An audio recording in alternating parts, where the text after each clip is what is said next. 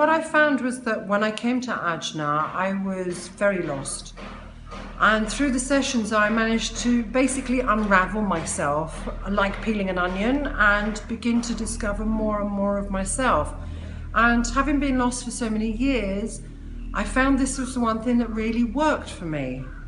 And it gave me the insights, but in a very safe environment where I was in control of my recovery, not somebody else telling me that they were. And that's something that I loved. So this is why I wanted to do the training again and learn how to give this to other people, because I just found it worked, quite simply. What I've found through doing the work, through practicing, through doing the training to help others, is that I learned a stillness that was never in me before. I learned to have acceptance of myself and my flaws. I learned to witness my stuff.